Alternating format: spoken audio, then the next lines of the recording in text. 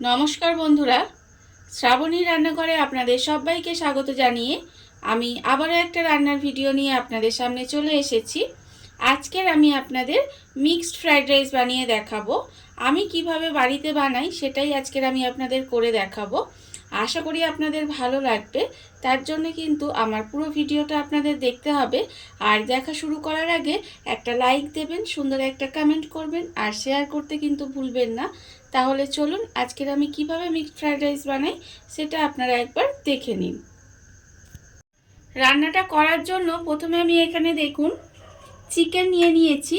আর চিকেনটা কিন্তু আমি এখানে ছোট ছোট পিস করে কেটে রেখেছি। দেখুন এইভাবে লম্বা লম্বা করে ছোট ছোট পিস করে কেটে রেখেছি। আর এটা কিন্তু বোনলেস চিকেন নিতে হবে।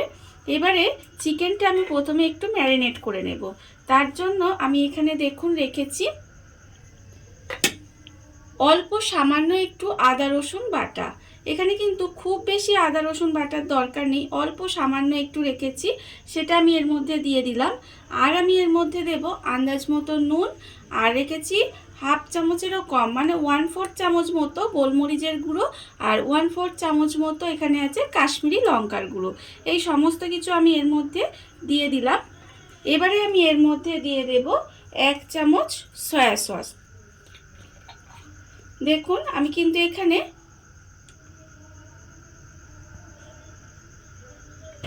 1 চামচ মতো সয়া সস দিলাম। আর আমি এর মধ্যে দেব 1 চামচ ভিনিগার। 1 চামচ ভিনিগারও দিয়ে দেব আমি এর মধ্যে। দিয়ে সমস্ত কিন্তু খুব ভালোভাবে একটু মেখে নিতে হবে। আর মেখে নিয়ে এটা আমি কিছুক্ষণ রেখে দেব। দেখুন এখানে কিন্তু আমি 1 চামচ ভিনিগারও দিয়ে দেব। ভিনিগারটা দিয়ে এবারে হাত দিয়ে আমি খুব ভালোভাবে এই চিকেনটাকে প্রথমে মেখে নিতে হবে। মেখে নিয়ে এটাকে কিন্তু আমি বেশ কিছুক্ষণের জন্য রেখে দেব। দেখুন এইভাবে হাত দিয়ে খুব ভালোভাবে মেখে এটা কিছুক্ষণ রেখে দিতে হবে। চিকেনটা আমি এখানে ম্যারিনেট করে রেখে দিয়েছি। আর অন্যদিকে দেখুন গ্যাসটা অন করে একটা হাঁড়ি বসিয়ে দিয়েছি। আর হাঁড়িতে দিয়েছি আমি বেশ অনেকটা পরিমাণের কিন্তু জল। আমি এবার ভাতটা বানিয়ে নেব, তার জন্য কিন্তু আমাকে একটু বেশি পরিমাণে জল দিতে হবে। মানে ভাতটা রান্না করব আমি একদম ভাসা জলে কিন্তু ভাতটা রান্না করতে হবে। তাহলে দেখবেন ভাতটা একদম ঝরঝরে হবে, না হলে কিন্তু ভাতটা একদম দেখবেন একটার সঙ্গে আরেকটা জড়িয়ে যাবে। আমি কিন্তু এইভাবেই ভাতটা বানাই, কিভাবে বানাই সেটা আপনারা দেখে নিন। দেখুন আমি কিন্তু এখানে বেশ অনেকটা পরিমাণে জল দিয়েছি। দিয়ে এবারে এটা ঢাকা দিয়ে ফুটতে দেব। মানে জলটাকে প্রথমে খুব ভালোভাবে ফুটিয়ে নিতে হবে। জলটা আমার এখানে দেখুন খুব ভালোভাবে ফুটে গেছে, একদম টকবক করে জলটা ফুটছে।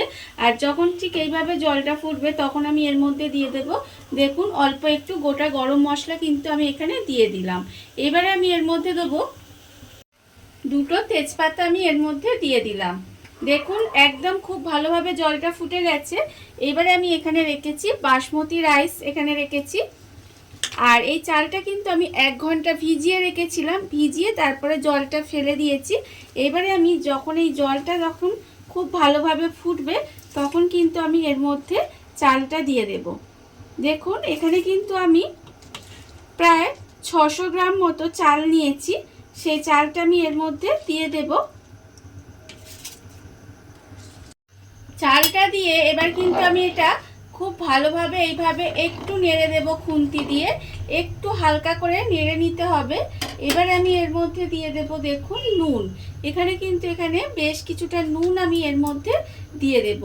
আর কিন্তু আমি এর মধ্যে কিচ্ছু দেব না, কোনো রকম তেল বা লেবুর রস আর কিন্তু কিচ্ছু দেব না। এইভাবেই কিন্তু ভাতটা একটু রান্না করে নেব। আর ভাতটা কিন্তু আমি এখানে 80% মতো রান্না করব।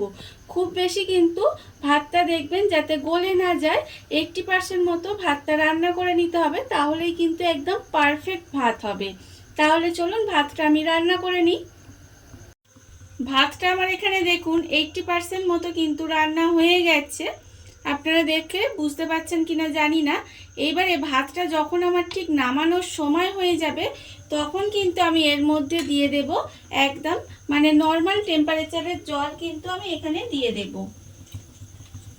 এই ঠান্ডা জলটা দিলে কি হবে, ভাতটা কিন্তু একদম ঝরঝরে থাকবে, একটার গায়ে একটা কিন্তু একদম লেগে যাবে না। দেখুন আমি এখানে জলটা দিয়ে দিলাম, দিয়ে আর কিন্তু আমি এখানে আর রান্না করব না। এবারে আমি ফ্যানটা গেলে নেব। ফ্যানটা গেলে নিয়ে আমি কিন্তু এই ভাতটাকে একটু খেলিয়ে দেব, যাতে ভাতটা ঠান্ডা হয়ে যায় আর ঝরঝরে থাকে। দেখুন ফ্যানটা আমি আবার ঝাড়িয়ে নিয়ে চলে আসছি।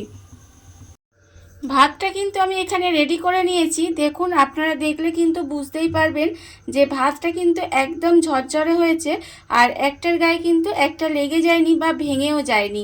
এইভাবে আপনারা ফ্রাইড রাইস করার সময় বা বিরিয়ানি বানানোর সময় ভাতটা রেডি করবেন, দেখবেন একদম সুন্দরভাবে ভাতটা কিন্তু রেডি হয়। ভাতটা আমি এখানে আলাদা করে রেখে দিয়েছি। আর অন্যদিকে দেখুন আবারও কিন্তু গ্যাস অন করে একটা কড়া বসিয়ে দিয়েছি। কড়ার মধ্যে দিয়েছি আমি অল্প সামান্য একটু সাদা তেল। এবারে সাদা তেলটা আমার এখানে গরম হয়ে গেছে। আমি এখানে দেখুন রেখেছি দুটো ডিম আমি এখানে ভেঙে রেখেছি। আমি ডিমের মধ্যে দেব অল্প সামান্য একটু নুন।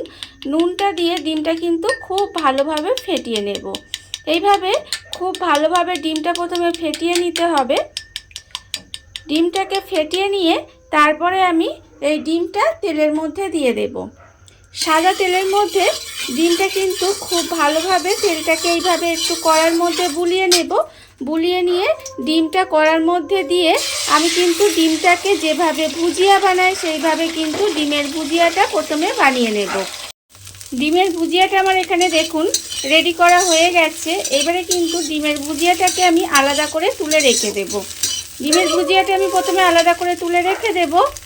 ডিমের ভুজিয়াটা আমি এখানে আলাদা করে তুলে রেখে দিয়েছি। এইবারে আমি এখানে দেখুন আবারও কিন্তু কড়াই দিয়েছি বেশ কিছুটা সাদা তেল।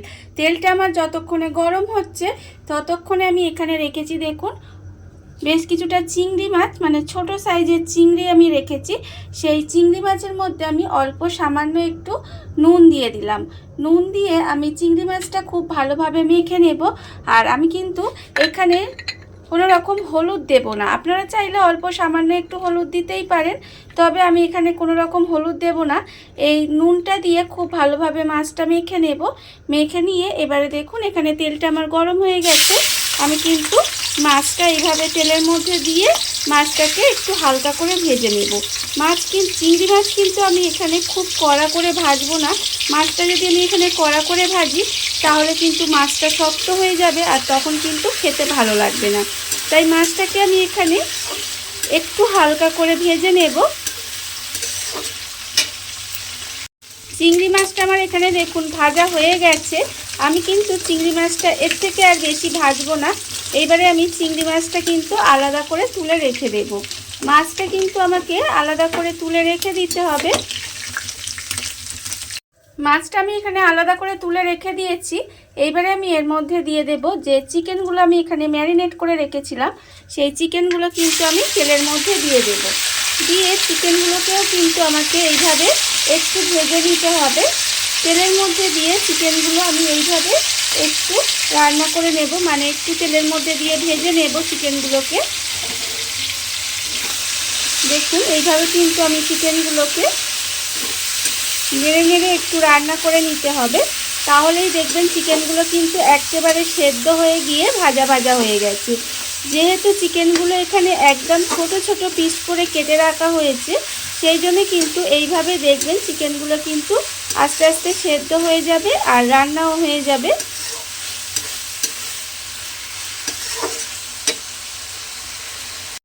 চিকেনগুলো আমার কিন্তু এখানে দেখুন পুরো ভাজা ভাজা হয়ে গেছে।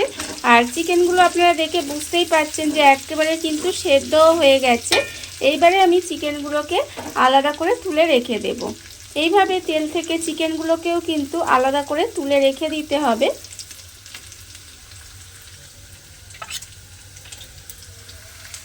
চিকেনগুলো আমি এখানে আলাদা করে তুলে রেখে দিয়েছি। এইবারে আমি ওই তেলের মধ্যে একটা একটা করে সবজি দিয়ে দেব। প্রথমে আমি দেব এখানে দেখুন গাজরগুলো কিন্তু আমি এখানে একদম লম্বা লম্বা করে একটু কেটে নিয়েছি। কেটে ধুয়ে পরিষ্কার করে নিয়েছি। সেই গাজরটা কিন্তু আমি এখানে তেলের মধ্যে দিয়ে দিলাম। এইবারে আমি এর মধ্যে দিয়ে দেব দেখুন ক্যাপসিকামও কিন্তু এখানে আমি এইভাবে লম্বা লম্বা করে কেটে নিয়েছি। সেই ক্যাপসিকামটাও কিন্তু আমি এখানে দিয়ে দিলাম। এবারে আমি এর মধ্যে দিয়ে দেব দেখুন বিনসটাও কিন্তু আমি এখানে এই একইভাবে এইভাবে একটু লম্বা করে কেটে রেখেছি, সেই বিনসটাও কিন্তু আমি এখানে দিয়ে দিলাম।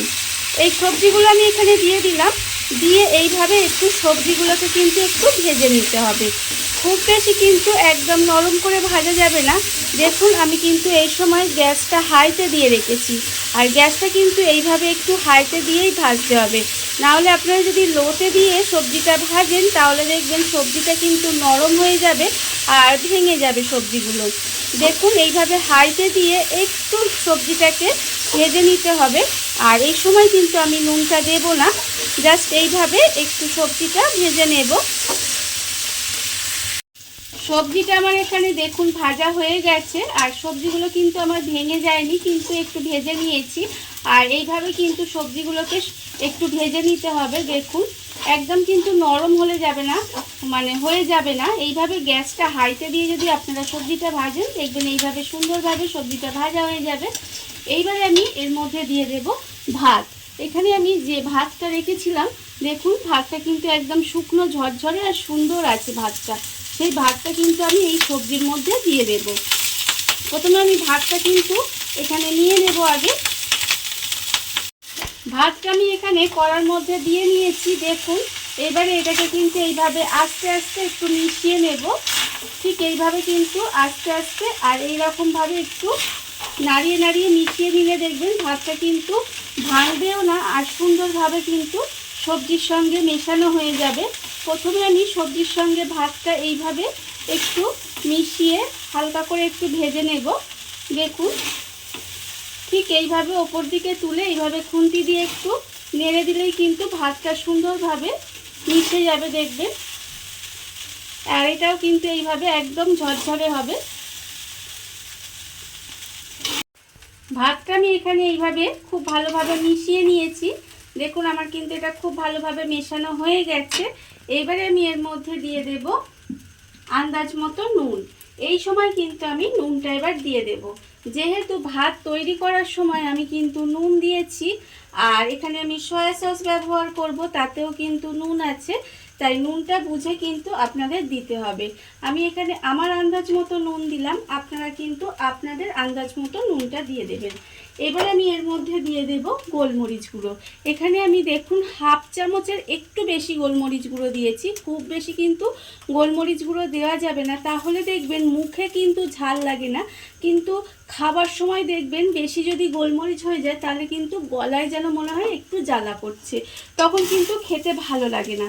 তাই এখানে আমি সেই পরিমাণটা বুঝে এখানে গোলমরিচটা আপনারা ব্যবহার করবেন। আমি এখানে হাফ চামচের একটু বেশি গোলমরিচ দিয়েছি, মানে 1 চামচ পুরো কিন্তু দিইনি।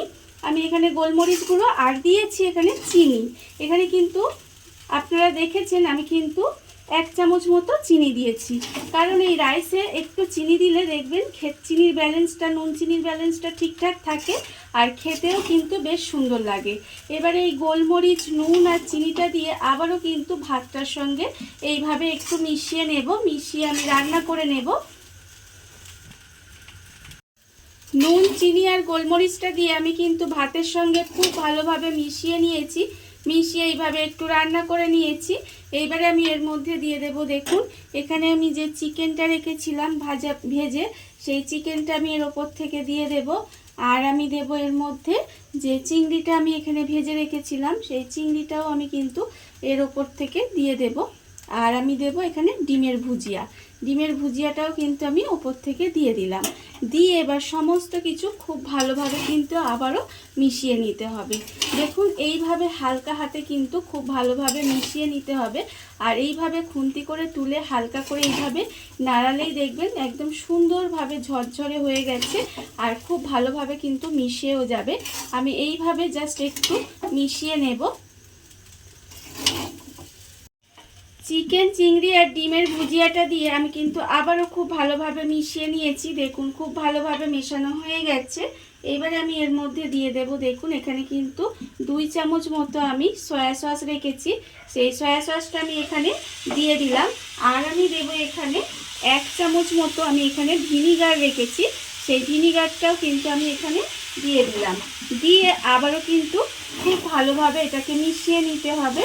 দেখুন এটাকে কিন্তু আবারও আমি খুব ভালোভাবে একটু এইভাবেই মিশিয়ে নেব।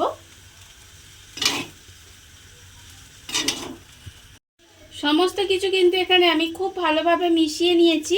আর রান্নাটাও কিন্তু আমার এখানে হয়ে গেছে। যখন দেখবেন রান্নাটা হয়ে গেছে তখন কিন্তু আমি এর মধ্যে দিয়ে দেব ঘি। দেখুন এখানে কিন্তু এইভাবে আমি ঘিটা ওপর থেকে ছড়িয়ে দেব। আমি ওপর থেকে ঘিটা ছড়িয়ে দিলাম, দিয়ে এবারে ঢাকা দিয়ে এটা এইভাবে একটু রান্না হতে দেব, দমে রেখে দেব। মানে গ্যাসটা অফ করে দিলাম, দিয়ে ঢাকা দিয়ে এইভাবে কিছুক্ষণ রেখে দেব। আমি এখানে ওপরে শুধুমাত্র ঘি দিয়েছি, আপনারা চাইলে কিন্তু ঘি বাটার দুটোই দিতে পারেন বা শুধুমাত্র বাটারও দিতে পারেন। আমি এখানে শুধুমাত্র ঘি দিলাম, দিয়ে এবারে গ্যাসটা অফ করে দিলাম। অফ করে দিয়ে ঢাকা দিয়ে এইভাবে কিছুক্ষণ রেখে দেব। রেখে দিয়ে তারপরে আমি আপনাদের সার্ভ করে দেখাবো ঠিক কেমন হয়েছে। আমার রান্না এখানে রেডি হয়ে গেছে। দেখুন বন্ধুরা, বাড়িতে থাকা কত অল্প উপকরণে কত অল্প সময় কত সুন্দর একটা মিক্সড ফ্রাইড রাইস রেডি হয়ে গেছে, আপনারা দেখতেই পেলেন। আর এটা কিন্তু খেতে অসম্ভব সুন্দর হয়। এইভাবে আপনারাও একবার হলেও বাড়িতে বানিয়ে দেখতে পারেন। আশা করি আপনাদেরও ভালো লাগবে। আর এই ভিডিওটা যদি আপনাদের ভালো লেগে থাকে, আপনারা যদি ফেসবুক থেকে দেখে থাকেন পেজটি ফলো করে দেওয়ার অনুরোধ রইল। আর যদি ইউটিউব থেকে দেখে থাকেন চ্যানেলটি সাবস্ক্রাইব করে নেওয়ার অনুরোধ রইল। তাহলে চলুন ভিডিওটা আমি এখানেই শেষ করছি। আপনারা সবাই ভালো থাকবেন, সুস্থ থাকবেন। আবারও হাজির হব নতুন কোনো রান্না নিয়ে।